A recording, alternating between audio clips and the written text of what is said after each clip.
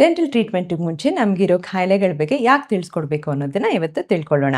ನಾನು ಡಾಕ್ಟರ್ ಪ್ರತಿಭಾ Reddy, maxillofacial surgeon. Diabetes ಅಥವಾ ಸಕ್ಕರೆ ಕಾಯಿಲೆ ಕಂಟ್ರೋಲಲ್ಲಿ ಇಲ್ಲದೆ ಇದ್ದಾಗ ಕೆಲವು ಪ್ರೊಸೀಜರ್ಸ್ನ ಮಾಡೋ ಹಾಗಿಲ್ಲ. ಮತ್ತು ಆರ್ಟ್ ಆಪರೇಷನ್ ಆದಮೇಲೆ ಸುಮಾರು 6 ತಿಂಗಳವರೆಗೂ ಕೆಲವು ಪ್ರೊಸೀಜರ್ಸ್ನ ಅವಾಯ್ಡ್ ಮಾಡ್ತೀವಿ. ಮತ್ತು ಗ್ಯಾಸ್ಟ್ರಿಕ್ ಸಮಸ್ಯೆ ಅಥವಾ ಕಿಡ್ನಿ ಸಮಸ್ಯೆ ಇರೋರಿಗೆ ಕೆಲವು ಟ್ಯಾಬ್ಲೆಟ್ಸು ಕೊಡೋ ಹಾಗಿಲ್ಲ. ಮತ್ತು ಪೇಷಂಟ್ಸ್ಗೆ ಫಿಟ್ಸ್ ಇದ್ದರೆ ಟ್ರೀಟ್ಮೆಂಟ್ ಮಾಡುವಾಗ ಕೆಲವು ಪ್ರಿಕಾಷನ್ಸ್ ತಗೋಬೇಕಾಗತ್ತೆ. ಮತ್ತು ಪ್ರೆಗ್ನೆಂಟ್ ಇದ್ದರೆ ಫಸ್ಟ್ 3 ತಿಂಗಳು ಮತ್ತು ಕೊನೆ 3 ತಿಂಗಳಲ್ಲಿ ಕೆಲವು ಪ್ರೊಸೀಜರ್ಸ್ನ ಅವಾಯ್ಡ್ ಮಾಡ್ತೀವಿ.